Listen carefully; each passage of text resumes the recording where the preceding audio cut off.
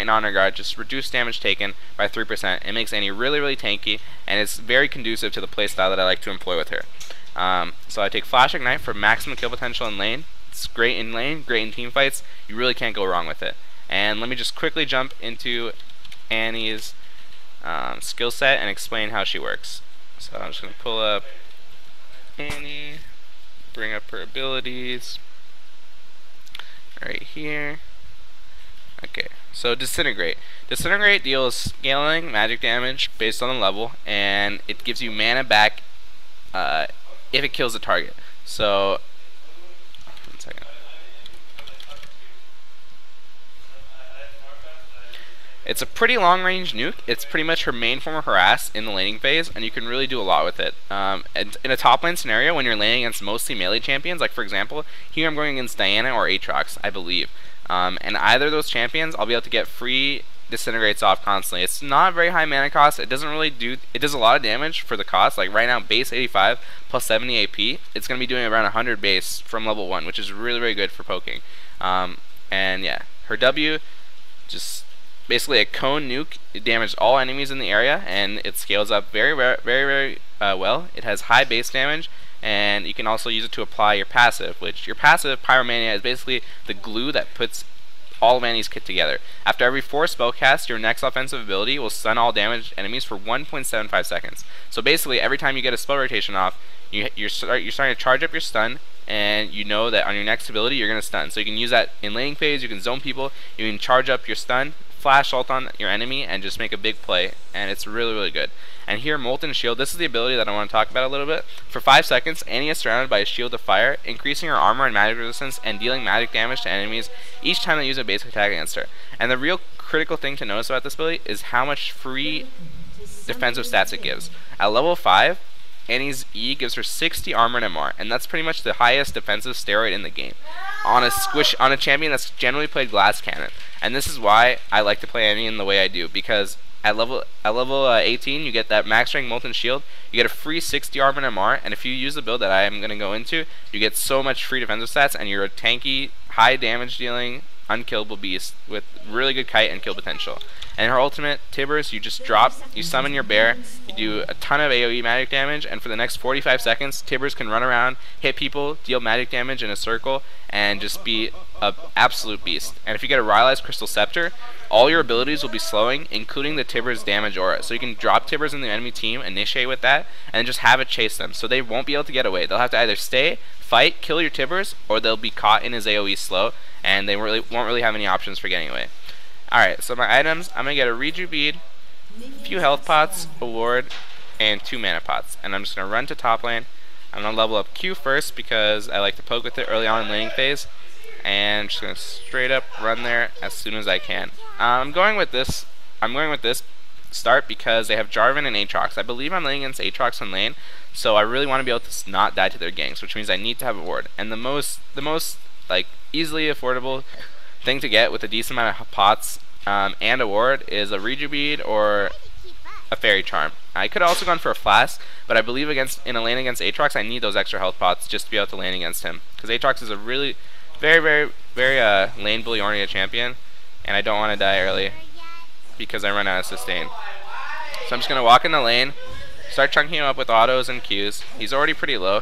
Aatrox is a champion that's very reliant on getting inside of the creep wave to get his sustain off. So if I can zone him from the creeps, prevent him from getting autos off, and just poking him with my max range auto attacks every time I get an opportunity to do so, I can actually effectively stop him from getting his health pool back up. And if you notice, I've already poked him with about 2 or 3 Qs, and I'm still close to max mana. I have now charged on my stun. If you can look right here on your ability detail, you'll start seeing a number tick up. So you can always check to see how many rotations, how many spells it'll take for you to get your stun off. And right now, Darius is camping top, and I have my stun ready. So it's very easy for us to make a play if their jungler comes, because I have that on-demand CC that I can use at my discretion. Jarvan might be coming top. That's what Darius is banking on, but he hasn't shown yet, which is a little bit weird. I'm just trying to last it a bit. Alright, I went for the CS. I don't think we're going to be making a play soon.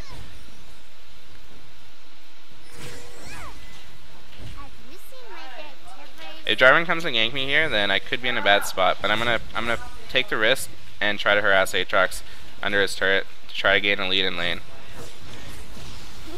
Chucking him to half HP. Keep going. He's getting low. Aatrox, you gotta remember, has his passive. So even if I blow it, he might be able to come back. And he just had to Q out of lane. So I'm going to proxy the wave. He's probably going back to base because he had barely any health left. I'm just going to push this wave up and I think go back to buy for myself. Oh, he's still here. I actually 100% suspected Jarvan gank soon. Just going to flash it. Pushed my luck a little too hard. After proxying the wave, I should have backed. I was already getting a huge CS advantage. Aatrox was getting zoned out from creep wave, and he wasn't really getting much farm. And I just saw Jarvan come from the race to top, so I kind of expected a gank there, and I should have backed off sooner. But that's okay. Just taking my lane to the fullest, trying to show how powerful Annie can be early in a lane that most people would figure her very weak in. And I'm heading back top. I picked up the Duran's ring, a few mana pots, and an extra sight ward. And that's going to allow me to ward up my lane once this ward fades and stay safe. Great job bot lane picking up first blood. I was trying to make something happen top, but I didn't quite bully Aatrox down low enough. Aatrox, if I killed him, if I ignited him before, he would just came back up with his passive.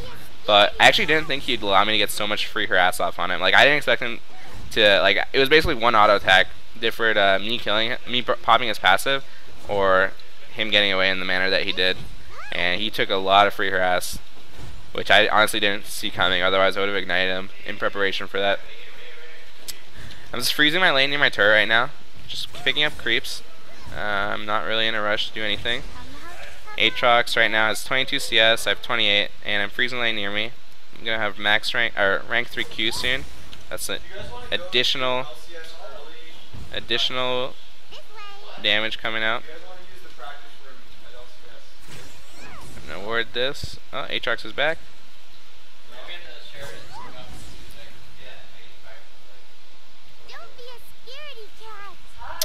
And let's see. Aatrox missing for now. I'm just holding the lane here. I have my stun ready, so he knows he has to be a little bit safe. I might be dead here. That was a good gank by Jarvan. He pressured my lane really hard. He blew my flash initially, and what was I saying? He blew my flash initially, and he just came back in for another lane gank. So that's sort of the risk you take when you blow your flash and you stay in lane. If I really want to be 100% secure from these ganks, I would have warded up the lane and then warded river, and that is like really the only way to prevent a Jarvan gank, because Jarvan is probably one of the best champions at ganking through lane, just because he can instantly use his gap closer and get on top of you. And while it kind of sucks that I died, I still have 37 CS. Aatrox is still at 34. He picked up a kill off that, but I'm not like terribly behind. I can still definitely come back in the game and contribute to my team. I picked up an Amp Tome here, and I'm going to probably working to build that into a Haunting Guise if I can stay at a decent level of farm. I'm getting pretty close to level 6.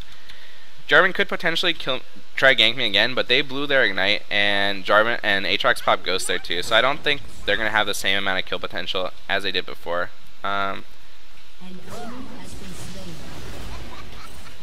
Bullying this guy really hard despite having died. I'm very close to level 6. He still has his passive up, you gotta remember that. But I think once I get Tibbers available, I should have an opportunity to make a play on him. Let's see. Darius is in their jungle right now, and he's trying to rotate top. Oh, Jarvan's mid right now. Oh, he could definitely make a play. I have stun already. It's all about Darius coming to lane. Oh, he's trying to steal the red. Okay. Let's see. I might just blow my ult to harass the Aatrox. It lasts for 45 seconds, so I get to have it around in lane for a very long time, and I can potentially use it to zone. Actually, no, Darius is coming. I'm ready. This could be warded. I think they know.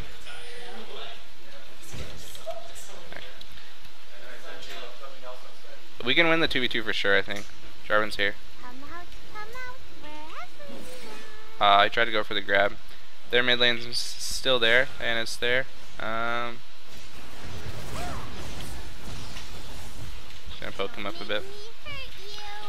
I honestly would have suspected the Aatrox to try to get aggressive on me by now. But he's playing pretty passive. I guess he just respects my damage output too much.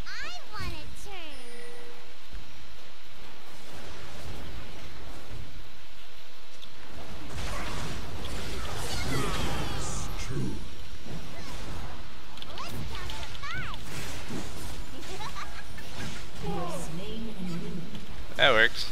It was a really good dive. As you can see, and he has massive kill potential with any form of CC in lane. My mid and support roamed up here, gave us some security. I'm just going to go back to base with that kill under belt. Aatrox blew his passive. Let's see. I targeted the outer turret 850. We killed Aatrox around 9 minutes, so this passive is going to be down for quite a bit. I'm just going to pick up a haunting, guys, sell this pot, and get boots of speed and run back straight top. I can continue dominating my lane. While I did die once, I've been in the aggressive stance this whole lane. Like, I've just been spamming Qs, using my autos, weaving in and out, charging on my stun, and the melee Aatrox, who's actually by all accounts a very strong top laner right now. I could have taken blue. By all accounts a very strong top laner right now, and generally does very favorably against most top lane matchups, is losing to Annie. And this is just a sign of how powerful certain champions can be if you use them to their fullest. Like Ryze and Annie are definitely top lane, mid laners that I see a lot of viability in for the top lane. Oh, he's trying to get away with Ghost. I have flash stun. Ah, shit.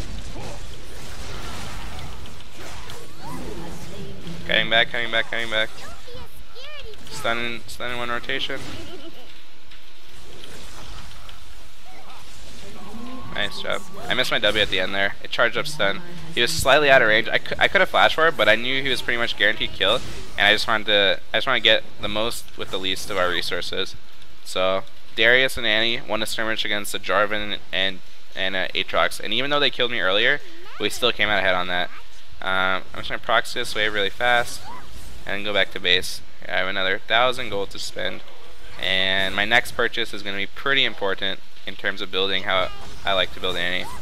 So max rank Q right now, it's on a less than 4-second cooldown, does around almost a 300 base damage, and it only costs 80 mana. So very, very good, very, very high base damage coming out from Annie. And I'm just going to go back to base, sell this, and get a giant spell. And here's where people might be like, whoa, what are you doing? But here's also where I'm like, well, I am playing top lane Annie.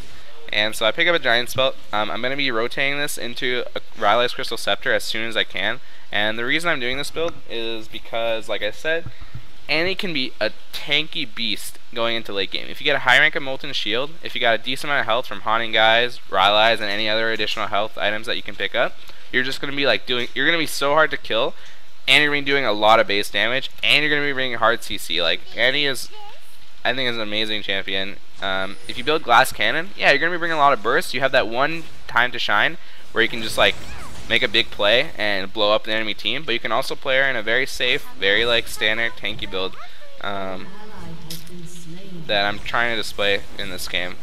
If I could make to my Rylai's here, you're going to see the power. But for now, you can just think, well, I have high base damage, low cooldowns, I'm getting health, and I get free armor and MR for my E. So similar to Olaf almost, I would say. You're just building to make the most use of your kit and the free stats that you're given.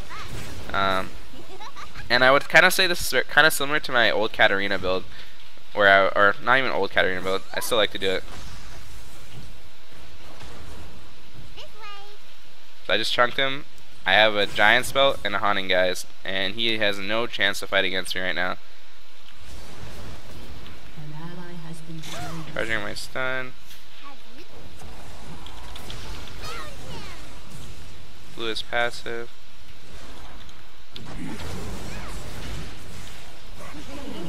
And I just literally dove in Aatrox with Annie. So I'm a little bit low right now. I'm just going to go back to base, send Tibbers to the turret, but turret prioritizes Tibbers, as it should. Otherwise you could just destroy turrets really, really easily. I'm going to go back to base. I only used Ignite on that. I held my flash because I knew I could get the kill without it. And let's see. I'm gonna get probably Source Shoes. Actually, no. I want to rush the Rylai's just so guys can see how strong it can be. So I'm gonna get Blasting on here. I'm working on that Rylai's. I only need about 800 more gold. And I'm heading back top right now. 3-1-1. Doing very well for my lane. About 30 CS ahead of Aatrox. And I just can walk up to him and zone him and kill him. Like, it's just very simple, very easy process. I'm heading back top right now. My ult's down for about a minute. My ignite's gonna be down for even longer, but I just got Blasting Wand, so my burst potential on my Q, W, and my R have definitely increased. So even without ignite, once I have my ult up, I should be able to force another kill, just because Aatrox has already blown his passive. I have no wards right now, which is a bit risky, but the reason I'm able to forego wards is because my team is taking pretty good map control elsewhere. Graves is pushing out top. He's creating a presence. He's being a threat. So I'm not afraid to just overextend a little bit and invest in my own ability to make plays. Even if I get 2v1, I think I could come out with a kill just because of how tanky I am right now. Let's see if I'm right. Tiber's down for 20.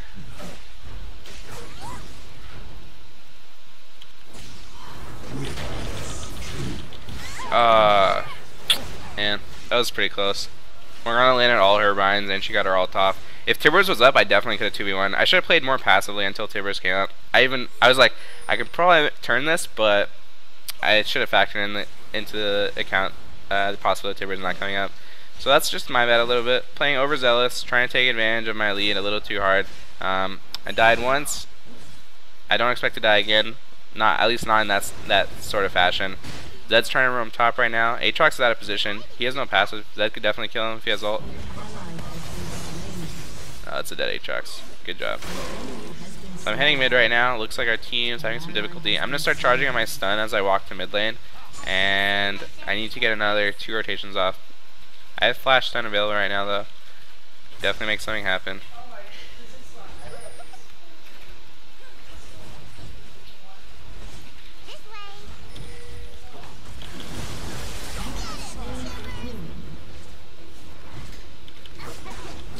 Morgana. There it is.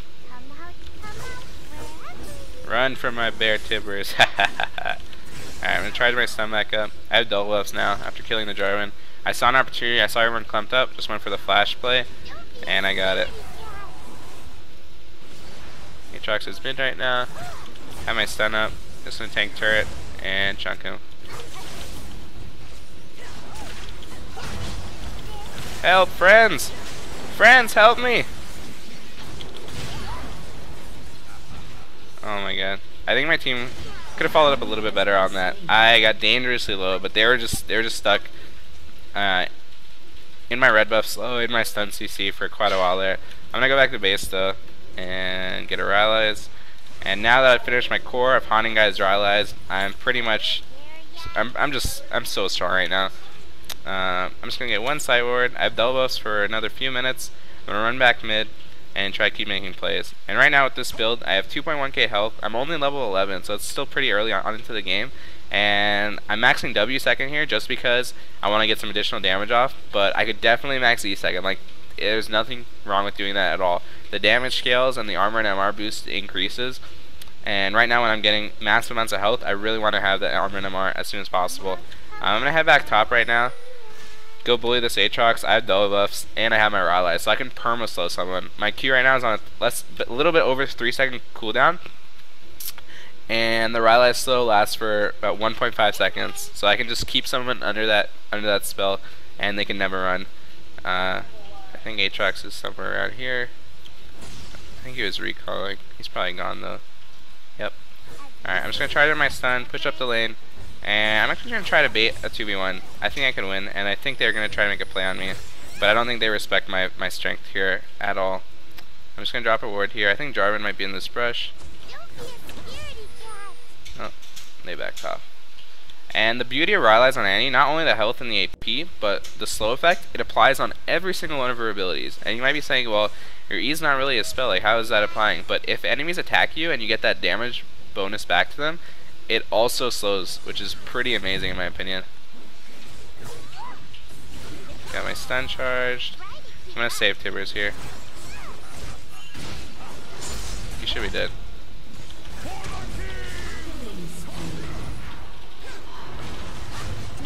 Focusing on Morgana. Ooh.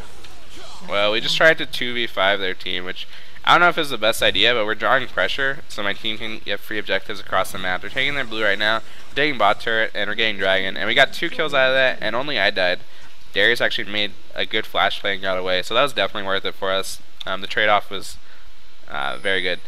And alright, so I have 1.6k gold right now. I think I'm going to head back top right here. What is their team? They're not really stacking much health. One combination that I really like to get is Rylai's Leandry's. I just think it's so powerful, but if their team's sort of just not stacking much health, then you don't really need to get it. So I'm just going to Source Shoes here and a Kindle Gem. And so that Source Shoes, I have high base damage, that's why I'm relying to do most of my deeps this game. So I'm just going to Source Shoes and work off that. And I'm going to get a Kindle Gem just because it gives health, it gives CDR. Pretty much the 2 stats that I care the most about right now. I've got my Rylai's, I've got my double pen items. All I need now is health to scale off of my E passive, get me tankier, and allow me to stay around in team fights and get more rotations off, which are going to be doing high base damage and perma CCing my opponents. And I give cooldown reduction. Like I said, I can just spam these abilities. If I have a decent amount of CDR, if I get blue buff, then I can keep my E up at all times. My Tibbers is going to be on a low cooldown, and my Q and E already inherently ridiculously low cooldowns. Like Q is base 4 and W is like base 8 or something, which is so good. Hanging back top right now. They could be trying to make another play on me. I'm going to be a little bit passive here until my teammates can start pushing out the other lanes. Once Graves gets the lane pushed up to here, I'm just going to play really aggressive because I know I can get more resources out of them. If they try to kill me, then they're going to take from our team. So even if I play a little bit forward and take some risks, it's going to be worth it for us. I'm going to steal his golem. Shit, I missed. Focusing the Aatrox.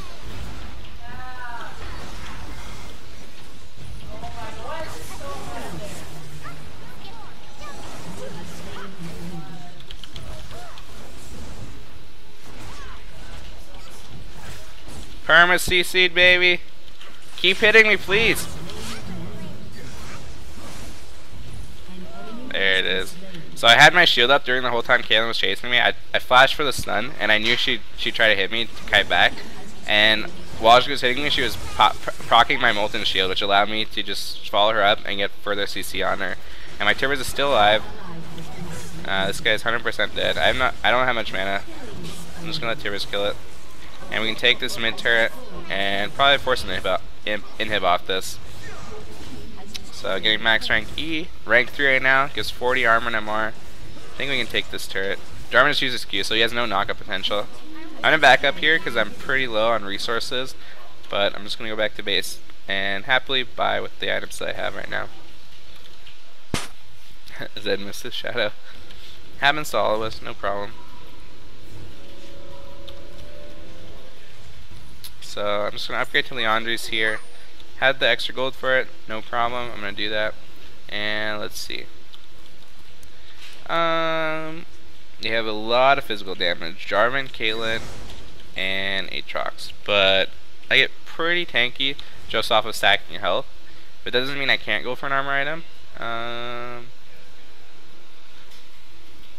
Frozen Heart honestly wouldn't be bad this game. But I wanna keep in line with my health stacking philosophy. So I'm gonna sell Rejubeat and get a giant spell. I have right now 3,000 health. In a few minutes I'm gonna have a bonus 60 armor and MR. Right now I'm procking it. I'm getting 120 armor and 86 MR, which I'm about as tanky as a Jarvan who went for full defensive items, full tank and jungle defensive items, which is pretty ridiculous in my opinion. And I'm doing a ton of damage. People are getting perma CC'd. They can't run away from me, and I'm just doing a lot in these team fights to carry the game. I'm gonna take this blue buff real fast. I got my Leandry's, so even if I only get a spell off on people or one proc of Tibbers AoE burn, it's still gonna be doing a ton of damage. We can definitely do Baron here.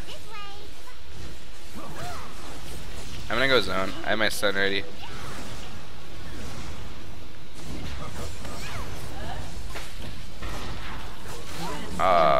Took the kill. No problem. I'm just gonna run through her traps, try to get to her. They might try to kill me here, but I have blue buff.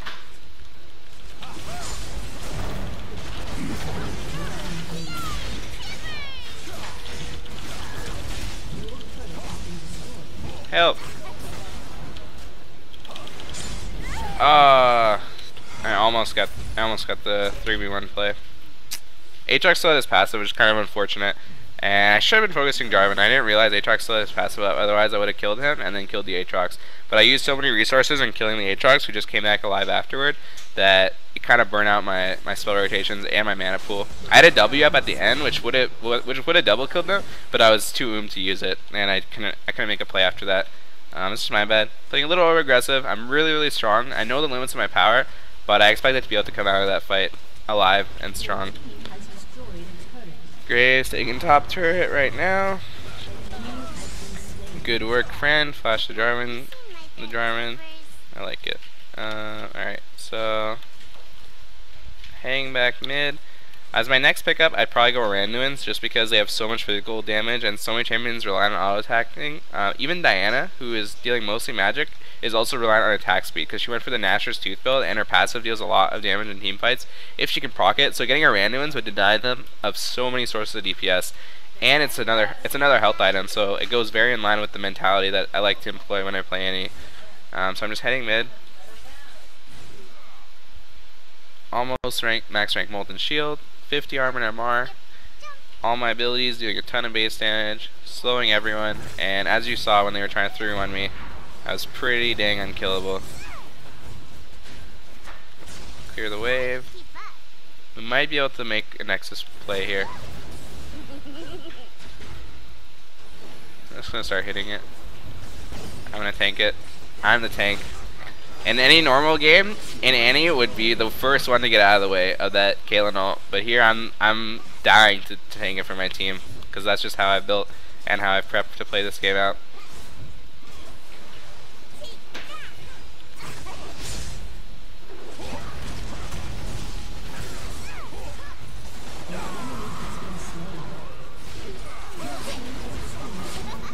I have my ult up. They're not really clumping. Don't really stick it up here. Oh my god, he pulled them out of my ult. GG. Help! Help! Friends! Darius eat them out of my ultimate. Oh my god. Whatever, it's fine. There's the game. So 11, 5, and 8 on top lane Annie with my patented tanky, health-oriented build to take advantage of her very unique skill set. Very solid game overall. I pressured the Aatrox in a lane that most of you would probably consider not very favorable, but Annie, a champion with high range, high base damage, and pretty low mana costs, can actually bully a lot of conventional top laners, which is why I think Annie's such a good pick for top lane.